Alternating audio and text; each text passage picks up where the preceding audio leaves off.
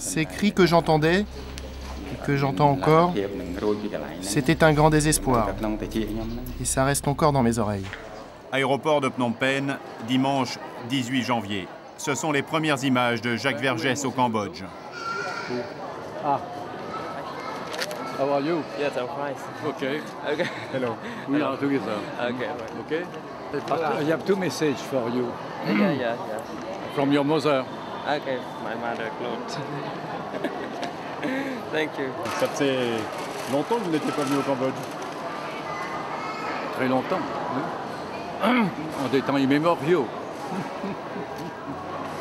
La légende, jamais vérifiée mais largement entretenue par l'avocat lui-même, veut qu'il ait séjourné ici entre 1970 et 1978. Une zone d'ombre dans la vie de Jacques Vergès qui correspond à une des périodes les plus sanglantes de l'histoire du pays, celle de l'avènement du régime Khmer Rouge. 8 années de marche forcée vers le communisme paysan, rééducation politique de masse, abolition de la monnaie, exode forcé vers les campagnes et surtout purge sanglante. 1 700 000 morts en moins de 3 ans. Un génocide aux yeux de la communauté internationale. Ici, c'est déjà Bailin, oui? Oui. 25 ans après, un tribunal s'apprête à juger les principaux dirigeants Khmer Rouge, encore vivants. Parmi eux, Khieu Samphan, l'ancien président du Kampuchéa démocratique. Il vit aujourd'hui dans le nord du pays, à Pailin, à 200 mètres de la frontière thaïlandaise. C'est un vieil ami de Jacques Vergès. On se retrouve, hein? Et le voyage? Ben, ça fait 24 heures déjà, sans interruption. Mais tant qu'on a la jeunesse, hein? C'est le moment de parler de la jeunesse. Oui.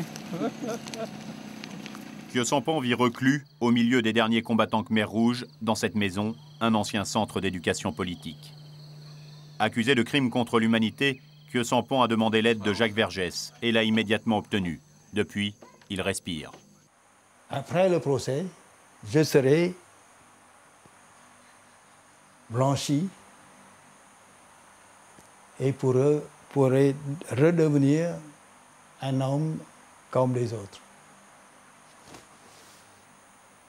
La stratégie de l'avocat est simple, attirer le maximum d'attention médiatique sur sa personne et transformer le procès de son client en procès contre la politique impérialiste des États-Unis.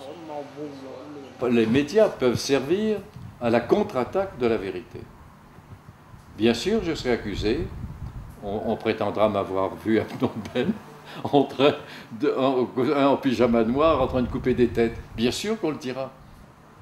Mais moi, je sais, il n'y a pas besoin de photos et de témoins, ce que les Américains ont fait au Cambodge, le coup d'État militaire qu'ils ont organisé. On ne peut pas ignorer ce qu'ils ont fait au Vietnam. Bombarder des forêts entières avec des défoliants, qui aujourd'hui encore font que des enfants naissent handicapés. Les bombardements massifs américains au Vietnam et au Cambodge ont fait des dizaines de milliers de morts. Un crime contre l'humanité pour Jacques Vergès, qui entend bien utiliser cet argument pour nier la spécificité du génocide Khmer Rouge et du même coup, la responsabilité politique de son client. Nous savons très bien que c'était des gens propres, désintéressés, animés par un idéal, prêts à sacrifier leur vie.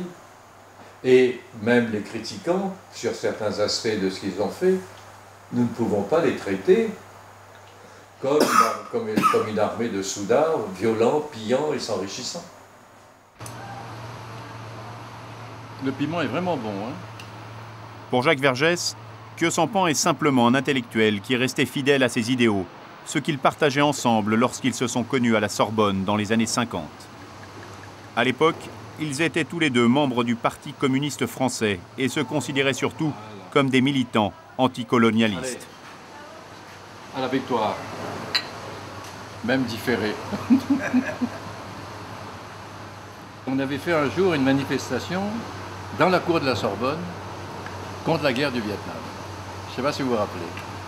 Et là, il y avait tous nos amis, mais il y avait également des types du corps expéditionnaire en costume militaire, décidés à la bagarre.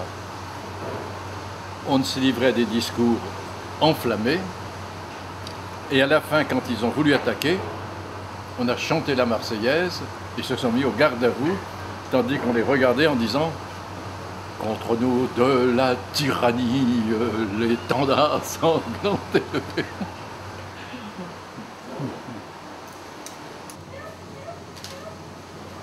Que le sang impur abreuve nos sillons.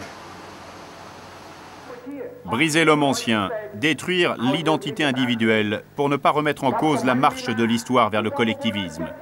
Pol Pot, celui qu'on appellera jusqu'à sa mort en 1998 frère numéro 1, affirmait que 90% de la population était d'accord avec ce nouveau système.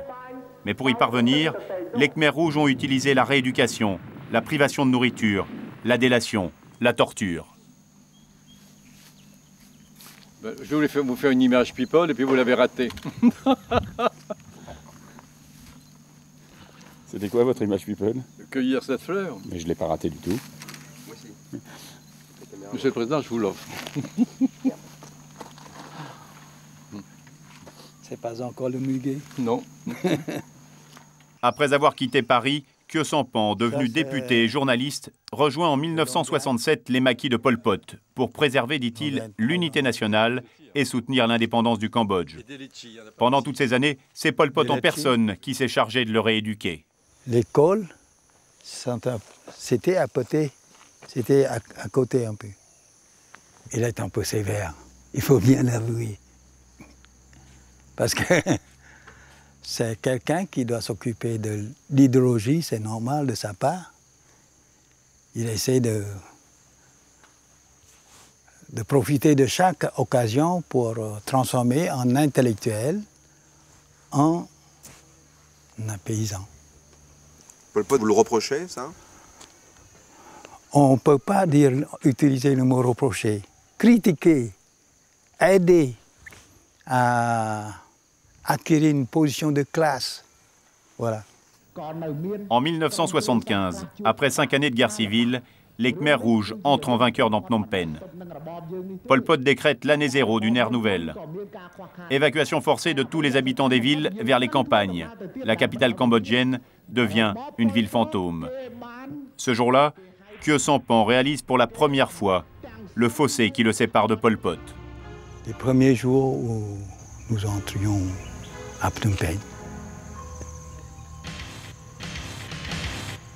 je me suis ouvert à lui pour lui dire tous mes sentiments, à la fois de regret pour les décisions prises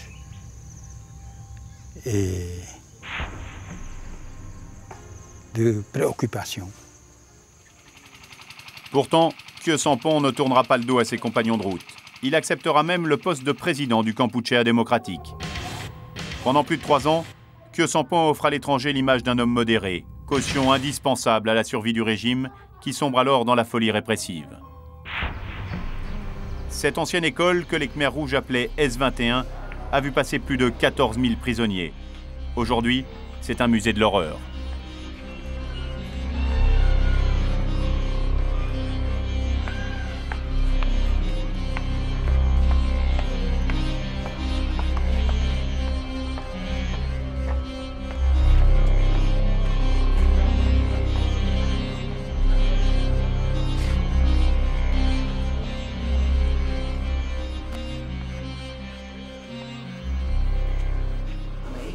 Van Nat est l'un des 3 seuls survivants de S21. Il témoignera au procès des dirigeants Khmers rouges. Il est l'auteur de ces peintures.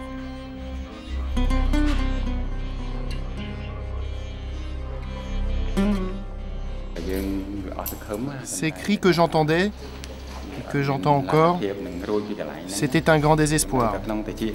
Et ça reste encore dans mes oreilles. Vous savez, on va se rendre compte que ce ne sont pas des centaines, mais des milliers, des dizaines de milliers de personnes qui sont mortes ici.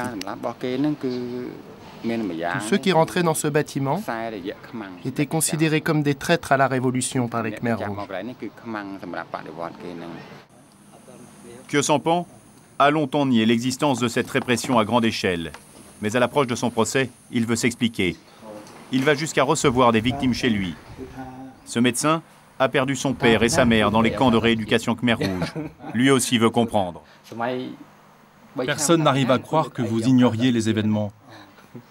Mes amis me demandent qui était président. C'était Khieu Samphan. Pourquoi n'était-il pas au courant? À cette époque, tout le monde devait respecter les règles. On ne pouvait même pas aller voir ses proches qui étaient à côté. Ce n'était même pas possible de rendre visite à sa famille. Vous le savez, ça? C'est ce que j'ai entendu dire, oui. Exactement. Quand j'étais à Phnom Penh, j'avais un périmètre qui s'appelait le secteur A3, au-delà duquel je ne pouvais même pas sortir. Ce secteur A3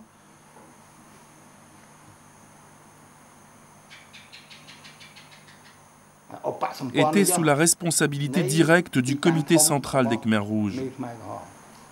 Vous voyez, je devais respecter les ordres et donc je ne sortais pas. C'est parce que j'étais enfermé dans ce périmètre que je ne savais rien de la situation du pays. Comment pouvais-je savoir? À Phnom Penh, au centre de documentation du Cambodge, on se prépare pour le procès. Yuk Chang est l'archiviste du génocide. Il a rassemblé près de 400 000 documents qui seront versés comme pièces à conviction. Le secteur A3 dont parlait Khieu Samphan, Yuk Chang le connaît bien. Il était réservé aux dirigeants du parti. C'est effectivement dans ce périmètre que travaillait Khieu Samphan, précisément au bureau 870. En fait, le cœur du pouvoir Khmer Rouge, en charge notamment du centre de torture S21. Khieu Samphan peut nier, mais nous avons des documents qui prouvent qu'il était au courant, qui prouvent qu'il savait ce qu'il se passait à l'époque des Khmer Rouges.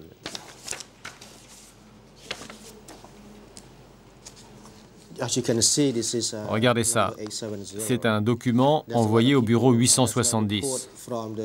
Ce sont des rapports venant de la base, des comités locaux et envoyés à 870. Disons que Khieu Samphan ne dirigeait pas ce bureau, mais il était là. Il était au courant de ces incidents dans les villages. Khieu Samphan est un mort vivant. Il est vivant, mais mentalement, il est mort. Idéologiquement, il sait qu'il a perdu.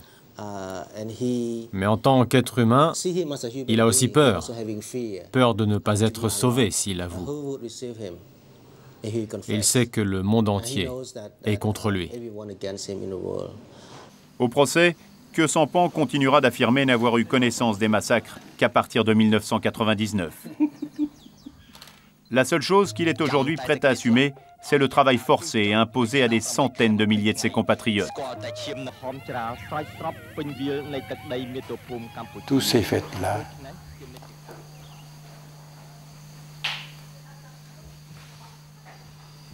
que je les considérais comme des sacrifices inévitables.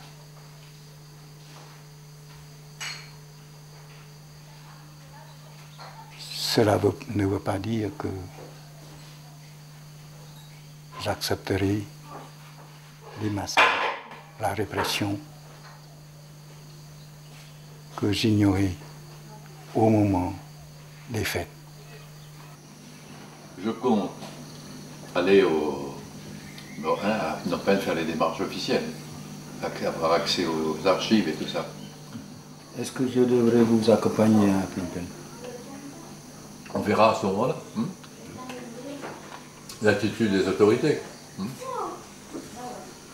Sinon, je pourrais rester ici et vous Moi, je vais là-bas puis je vous rencontre. Je reviens, je vous rencontre. Si Khieu Samphan préfère éviter de se rendre à Phnom Penh, c'est à cause d'un douloureux souvenir. À la faveur d'un accord de paix signé avec le gouvernement, il revient dans la capitale le 27 novembre 1991. Des milliers de personnes l'attendent. Elles ont décidé de le lyncher. À gauche, la chemise et le crâne en sang, Khieu Samphan, protégé par l'armée, n'a plus qu'une solution, prendre la fuite. Il ne sera resté que quelques heures à Phnom Penh. Et maintenant, c'est le seul endroit où vous vous sentez en sécurité? Où je me sens entouré d'amitié par les anciens combattants. Votre voisin est également un ancien responsable Khmer Rouge. Oui, monsieur Nunche, là. Nunche, frère numéro 2, celui qui était chargé par Pol Pot de la mise en application de l'idéologie Khmer Rouge. Lui aussi est accusé de crimes contre l'humanité. Aujourd'hui encore, Khieu Samphan doit demander la permission pour avoir une audience avec frère numéro 2. C'est la première fois qu'il accepte de parler à des journalistes. Entouré d'anciens combattants Khmer Rouge, frère numéro 2, toujours aussi vénéré, ne regrette rien. La ligne politique du Kampuchea démocratique n'était pas de tuer son peuple, mais de protéger le pays. Ce sont les B-52 américains qui ont tué des moines, des femmes enceintes, des enfants, même les fourmis rouges, les vers de terre, et les cocotiers, et les palmiers qui sont innocents. C'est ça que je veux dire. C'est ça que je veux dire aux journalistes pour qu'ils éclairent la communauté internationale. Et si jamais le tribunal osait condamner les Khmer rouges, c'est comme si les Américains se frappaient eux-mêmes avec une hache. Ils seraient contraints de s'accuser et donc de se condamner eux-mêmes. En tout cas, s'il devait y avoir à nouveau des tentatives d'invasion étrangère du Cambodge et que je pouvais encore tenir une arme, je combattrais encore. Pour protéger ma nation, mon peuple. Dans la perspective du procès, Khieu Samphan tient à se démarquer de frère numéro 2. Mais comme son avocat, aujourd'hui encore, il refuse de le condamner. C'est un homme intéressant, sans doute. Hein? Évidemment, il exprime son opinion personnelle en tant qu'un des dirigeants du mouvement. Je ne sais pas si vraiment il s'en rend compte. Oui. Tout ça n'empêche pas, Nicolas, que la commune n'est pas morte. Ils l'ont tué à coups de chasse-peau, à coups de mitrailleuse et roulé avec son drapeau dans la terre argileuse. Tout ça n'empêche pas, Nicolas, que la commune n'est pas morte. S'ils sont jugés coupables, Nunche et Khieu Samphan risquent la prison à perpétuité. La peine de mort a été abolie en 1993 au Cambodge.